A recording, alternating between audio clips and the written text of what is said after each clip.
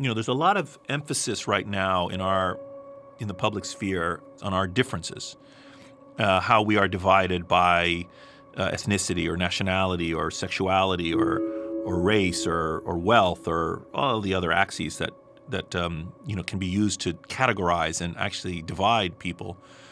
But I think that there's a way to bridge that divide, ironically, by looking at what we share in common with animals. These qualities of love and friendship and cooperation and surrendering of the self that lie at the core of many social mammals, and that are ultimately forces for good in the world, even if sometimes they have odd expressions. There's been a lot of interest how genes make us different from each other. It's about how genes make us the same as each other, our similarities.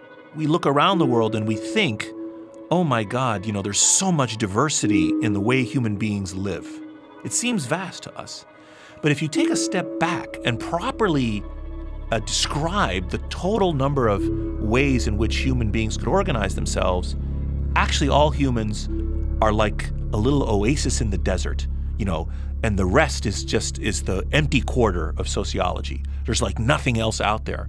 All the societies we make, wondrous and diverse though they seem, actually are just a tiny fraction of all conceivable societies.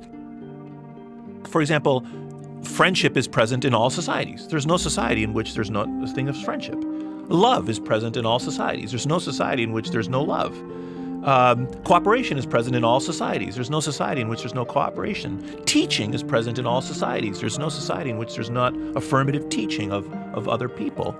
So that's what we're saying. That's like there aren't societies outside that don't have those qualities. I think for mammals, of which we are, there may only be one way to be social. Friendships in cetaceans and friendships in elephants and friendships in us in very fundamental ways are extremely similar. So the fact that we share those qualities, let's say with chimpanzees, probably doesn't surprise many people because, we have a common ancestor and that ancestor had many of these qualities. But we also share these qualities with animals that are quite different than us. And our last common ancestor was, almost 100 million years ago, and that ancestor did not live socially. So by independent, convergent evolution, elephants evolved friendship just like we do. And I find that incredibly moving because if we can share the capacity for friendship with elephants, and if we can share the capacity for cooperation with dolphins, and if we can share the capacity for teaching with chimpanzees, then we can share those capacities with each other. Those are common traits of human beings, seen everywhere, among all humans.